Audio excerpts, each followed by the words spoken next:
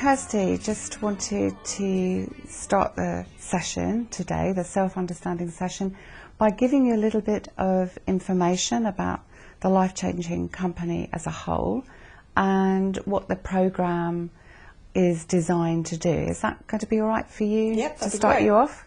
If you have any questions in the meantime, or if something comes to mind and you just want to ask me, then feel free to do that.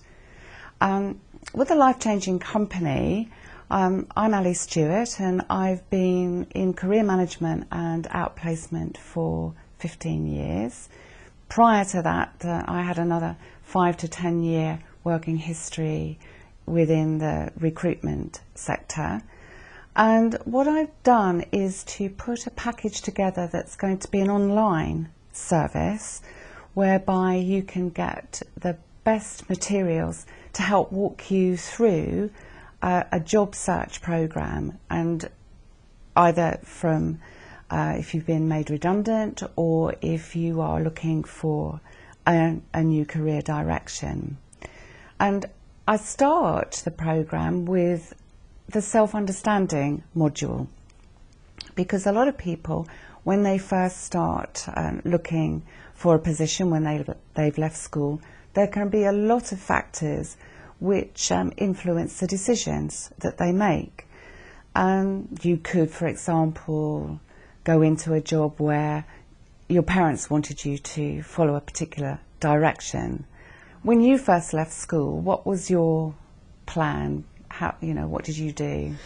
Oh, I had grand plans. I wanted to be a lawyer, basically. I had grand ideas that I wanted to be a lawyer in France, possibly in New Zealand, but I left school, went to university, and started doing the law degree that I thought would start my career. But when I got there, it wasn't what I'd hoped it would be, and I didn't actually enjoy the subject, and I couldn't see myself doing it as a job. I enjoyed it academically, and I enjoyed writing the essays and reading and all the bits that came with it, but the actual job per se, I didn't enjoy it. And I came to the point where I thought, what am I going to do now? I'm doing this degree. And I considered changing my degree part way through, but having done a year and a half, I kind of thought, I can't do another year and a half again, so 4.5 years in university. I'll just get through it and I'll work it out at the end. But then, before I'd actually got to the end, I'd already lined myself up with a job in an insurance company, so my path was set, as it were, at that point in time. Right. So in a way, it sounds like you didn't actually make, apart from perhaps going to university, a really proactive choice about what you wanted to do. And this happens for an awful lot of people. It's like, well, I'll do this because it's available, or I'll do this because I can do it.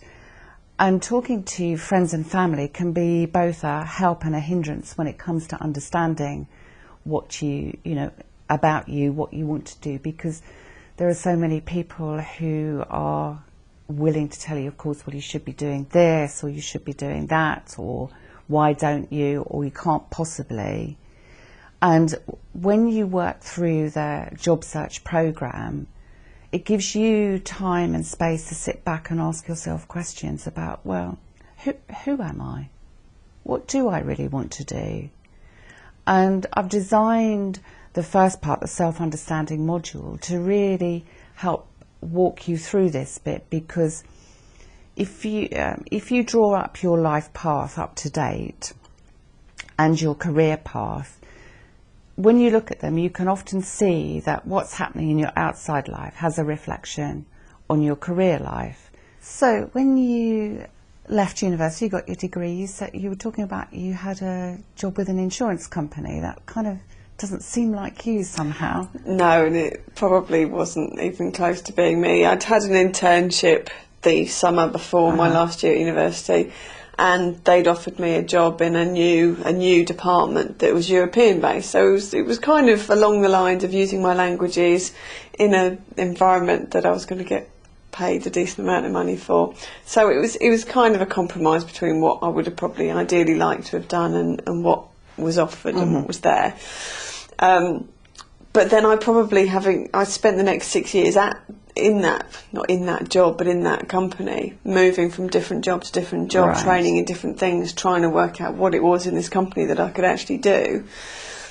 But at the same time, I spent a lot of that time wanting to be doing something else and trying to figure out how I could do something else, and how I could do that without compromising my income, without compromising my home, without all these kinds of the bills and the responsibilities that I'd taken on over the period of time when I was in that job, how I could go and do what I wanted to do without putting all that at risk. You said that you chose law initially because you are kind of a little bit argumentative, and I think that's probably quite a lot argumentative, and so you come out of that kind of situation and then going into insurance, and I think it's like argumentative insurance, you know, it's sort of like, it's a bit of a dead weight, really. Yeah, there's not much arguing to be done in insurance.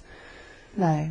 Sounds like you were doing more arguing with yourself, actually, about what you should or shouldn't be doing next. I think that's a fair comment, and I think I've been doing that almost since I decided that law was the thing that I wanted to do, because it was.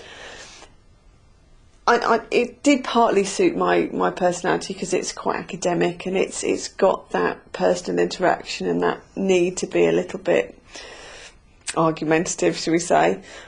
But at the same time, it took me into an area that is not me, the kind of bowing down to other people's opinions, right, and kind of towing the line, if you like, and that's not me. And I ended up going from a law degree where you have to toe the line to a job where you have to toe the line, and you weren't motivated to think creatively, to think outside the box, because it was all just process. It was all just process.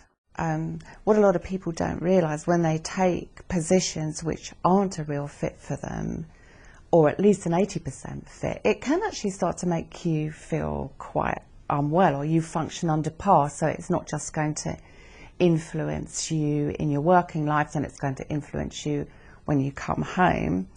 So what I've done in terms of putting the job search program together, I've taken the idea of the job search program and I've built the structure so that it is going to be available for you in terms of it. You start with a self-understanding module, you work through the module on change, which helps people to deal with how they make changes in their lives.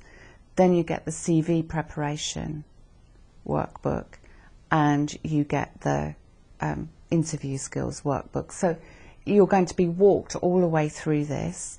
You then will be subscribed to the Life Changing membership site, or the Life Changing link, and you will get an online magazine delivered to you. You will get articles, there will be quotes from experts, there will be constantly any new developments in the job market will be reported here, because nowadays it's even said that if your CV is 100 days old, which isn't, well, it's not very old at all, just over 3 months, it's actually out of date. And people don't know that now. One of the ways for building your, building your CV is not just enough anymore to have a CV. You need a website where you can give examples of the kind of work that you've done, give more demonstration about you as a person. So in order to get through to that end goal, then the job search program will help you do that. It's the starting point to save you time and energy going all the way through everything that's available on the internet and then getting more confused than where you were when you started. So thinking about various friends and family who are also in a similar kind of situation, does it suit anyone from someone who's literally just left university to someone's kind of mid-20s thinking, what do I do now, to someone who's maybe pre-retirement and wondering what can they do now that is maybe going to give them a bit of pocket money but at the same time ease them into their retirement? Yeah, absolutely, because also what a lot of people don't realise is that if they have an outside interest, that you can actually take that outside interest as a basis for making yourself a new career. And often people say, well, no, I can't do that. You know, it's just something I do as a hobby. It's just something that I enjoy. And you can take those building blocks and you can make yourself a business, for example, because there are so many people who spend their lives just not doing what they want to do. And it is possible. I've seen it over and over again. Once you actually have your own inner clarity, your own inner focus, you can bring it into reality.